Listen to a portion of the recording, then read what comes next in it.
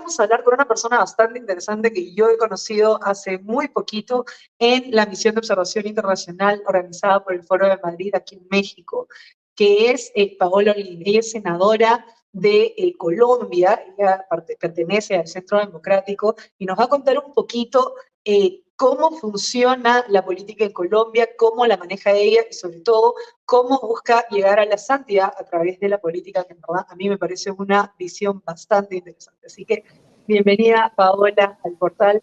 De verdad es un gustazo tenerte por acá.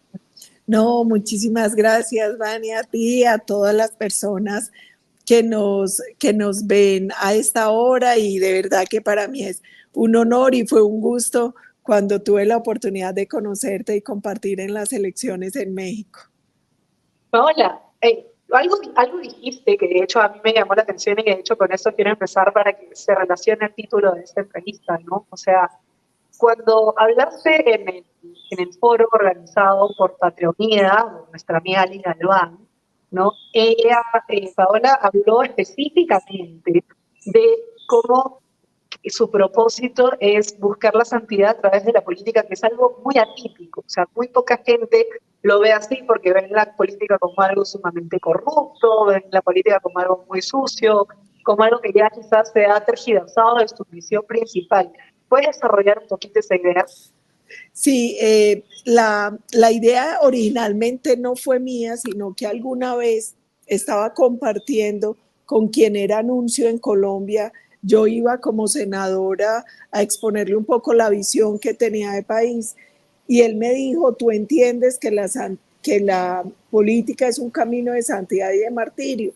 Le dije, pues no lo tenía tan claro en esas palabras, pero evidentemente para mí, como católica practicante, siempre ha existido un lazo entre mi actividad política y mi fe, porque siempre la Iglesia establece que la forma excelsa de servicio a los demás es la política.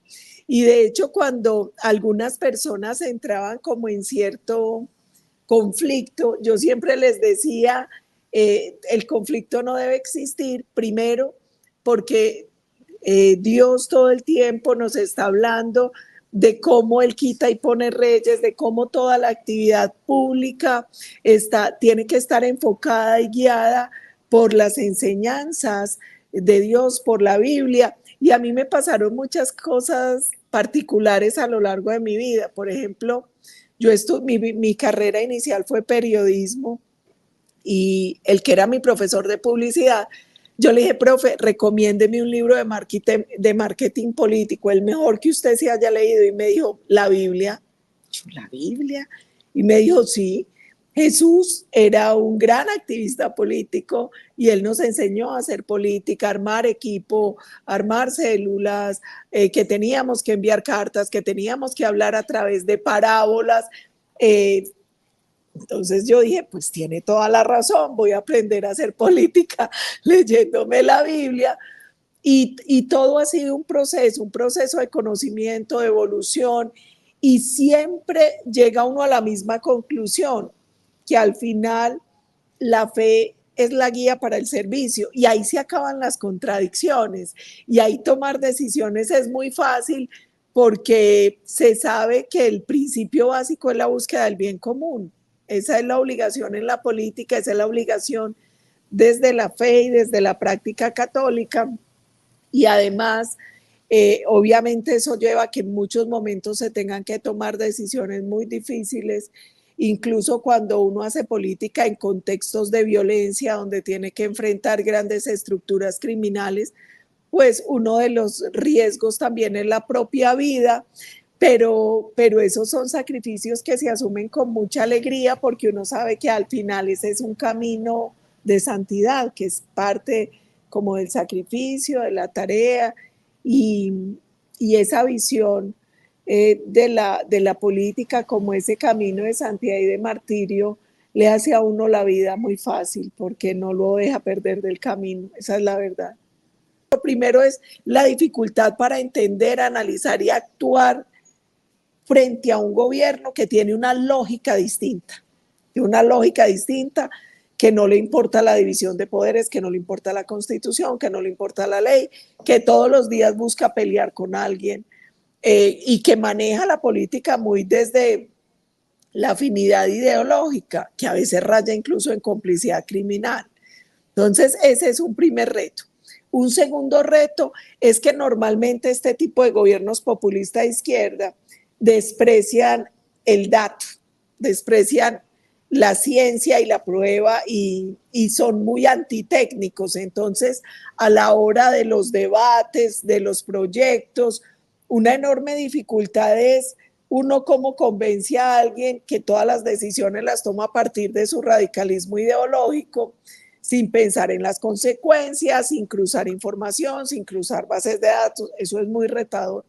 Un gobierno además sumamente corrupto, que tiene cuestionamientos por todo, por la manera en que se eligió.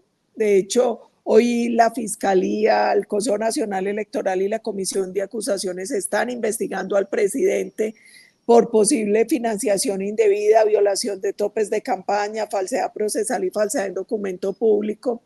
Tenemos un problema adicional y usted lo mencionaba muy bien ahora, y es el deterioro de la seguridad, el aumento del control territorial por parte de las estructuras criminales.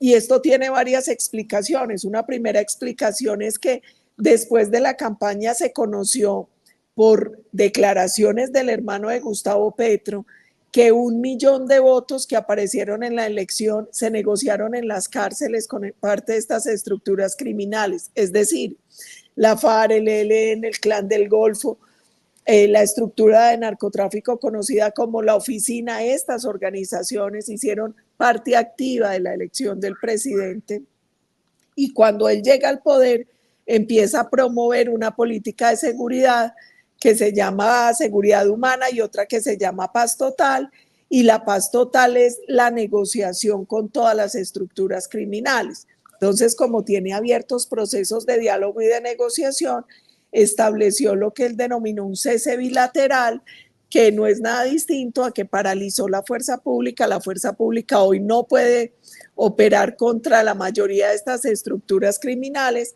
y eso ha permitido, según la Defensoría del Pueblo y según la información del propio Ministerio de Defensa, una expansión del control territorial por parte del crimen.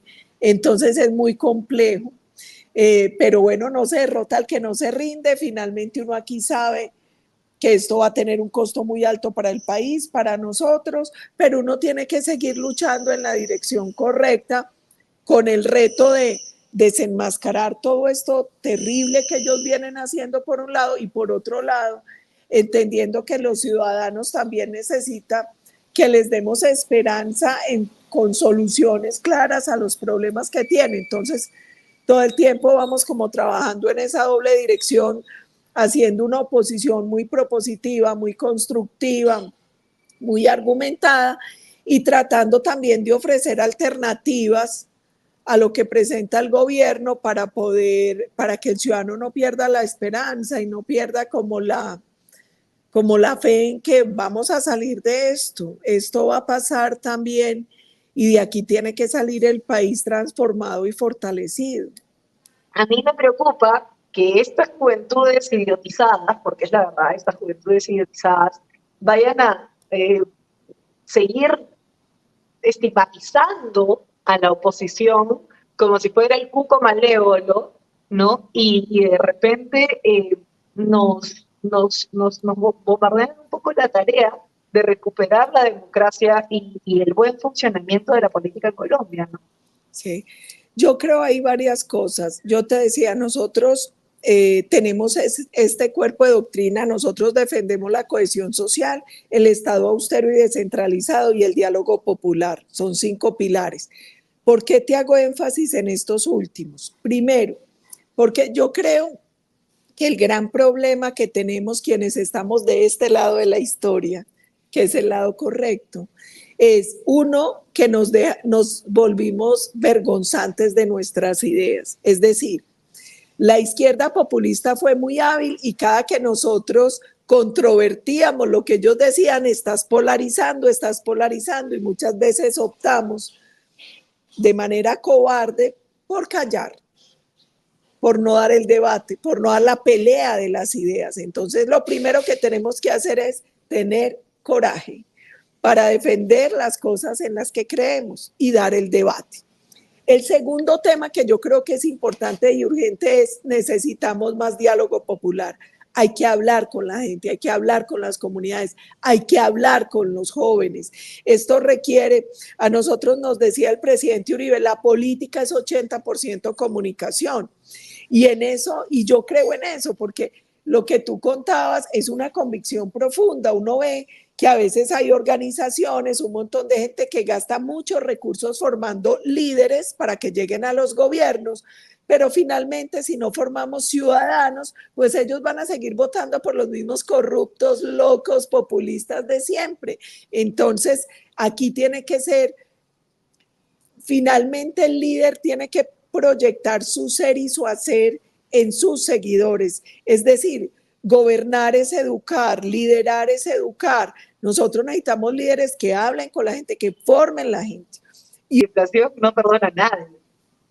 Sí, que ahí hay un tema bien importante y yo creo que ese es un debate que hay que abrir serio sobre el tema de las finanzas públicas. Es que a veces el ciudadano como que no tiene claridad que esa plata pública es plata que le sacaron del bolsillo, porque esa plata no llueve del cielo, esa plata es plata que usted trabajó y que a través de los impuestos le entregó al Estado para que administrara. Y administrar bien administrado, pues primero con transparencia, con eficacia y eficiencia, pero además, ¿para qué la plata? Porque si la plata es para entregarla simplemente en subsidios, para mantener al ciudadano atado a un partido o a un gobierno como mendigo, pues eso a nadie le sirve. Pero si la plata es, por ejemplo, para temas eficientes de comunicación, para infraestructura, para que la economía crezca, pues eso es diferente. Pero yo creo que el riesgo de los gobiernos de izquierda populista es que no son muy responsables en el manejo económico y el pan de hoy termina siendo hambre de mañana, porque terminan dejando a los países endeudados, terminan espantando la inversión y pasa lo que ha pasado en muchas naciones. A nadie, yo creo que nadie olvida cómo fue de próspera en un momento Venezuela o cómo fue de próspera en algún momento Argentina. Y cuando usted se dedica a este populismo de izquierda a repartir y repartir subsidios, llega un momento donde lo único que le queda para repartir es miseria. Y eso es lo que hemos visto en estas naciones. Uno no puede estar en un lugar que promueve unas cosas, pero invita a hacer otras. No, eso no tiene razón de ser y no tiene coherencia. Entonces yo, ¿a qué invitaría a los católicos? Antes de votar, recuerden que defendemos nosotros desde la iglesia, el bien común. A ver, esa persona por la que yo voto sí lucha por el bien común. Nosotros desde la iglesia defendemos el manejo responsable y transparente de los recursos, porque es que robar atenta contra los mandamientos. Entonces, a ver, esta persona tiene o no tiene escándalos de corrupción, esta persona ha manejado de manera transparente los recursos.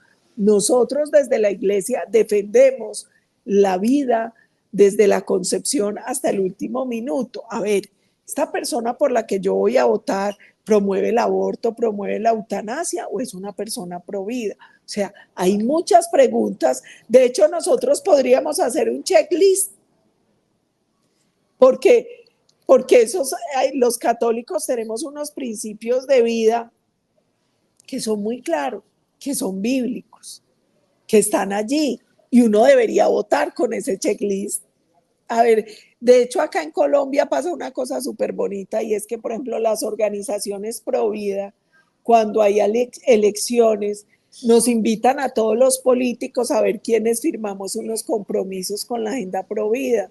Yo creo que para las elecciones de Perú en el 26, de Colombia en el 26 y las que vienen ahorita en Estados Unidos, hay que hacer una lista de quiénes son realmente los candidatos que están dispuestos a seguir la línea de los no negociables en el catolicismo, ¿no? Que finalmente es la vida que realmente importa, porque la vida de acá se acaba y todo, que en realidad la que más importa es la vida que viene después, donde más van a pagar. Sí, y ahí hay una cosa muy importante que decías y es, ah, perdón, lamentablemente muchas veces en las opciones de candidatos no tenemos quien cumpla 100% el checklist, pero quién lo cumple más. Y la otra cosa que es muy importante, obras son amores y no buenas razones. Yo creo que el político debe ser juzgado por los hechos, por cómo vota, por lo que hace, porque en campaña los políticos son capaces de cualquier cosa. Y en ese, y en ese sentido yo creo que hay maneras de evaluar la vida pública de los políticos para saber más o menos en qué tónica están, para ver si se han logrado promover el desarrollo integral del hombre, el desarrollo solidario de la humanidad, si de verdad tienen un comportamiento ético, que eso es muy importante, si buscan un desarrollo humanizador. Uno tiene que preguntarse, a ver, en estos falsos dilemas que nos plantean, donde una cosa es el interés individual y el interés colectivo, el verdadero católico que lucha por el bien común entiende que no hay ninguna oposición entre el bien particular y el bien común. Entiende que son complementarios, entiende que cuando la gente puede desarrollarse plenamente orientado al bien común, pues el bien común del particular termina reflejándose en el bien del colectivo. Entonces ahí no hay ninguna, no hay como ninguna posibilidad de falla o de dilema. El bien común que busca un orden estable, busca un orden justo, busca que haya desarrollo social. Eso es como muy fácil y de hecho yo siempre le pido cuando dicto clase a mis alumnos, existen unas bienaventuranzas de un cardenal vietnamita, él sacó las bienaventuranzas del político y es súper lindo porque en esas bienaventuranzas dice que, por ejemplo, un buen político tiene que tener consideración y conciencia del papel que cumple en la sociedad, tiene que reflejar credibilidad, tiene que trabajar por el bien común y no por su propio interés, tiene que ser fielmente coherente. Y eso debe distinguir a un buen político, debe trabajar por la unidad, debe propender porque haya cambio, debe saber escuchar, no puede tener miedo, no puede tener miedo. Y Una de las cosas que yo siempre trato de decir es, si puedes lograr eso delante de Macron, que ha hecho del aborto un derecho constitucional, delante de Trudeau, que literalmente aprueba eutanasias para personas con autismo, ¿no? Para personas con autismo que simplemente se sienten deprimidas por su vida porque no son aceptadas en la sociedad, ¿no? Y se les permite la eutanasia porque, bueno, tú ya estás grande, te puedes morir por eso, ¿no? Y así sucesivamente, ¿no? O sea, si ella ha logrado esto, que el G7 no haya permitido que se ponga ahí y muy inteligentemente ha llevado al Papa ahí porque sabe que el Papa podrá tener 80.000 cosas, pero el Papa está en contra del aborto, pero así a carta cabal.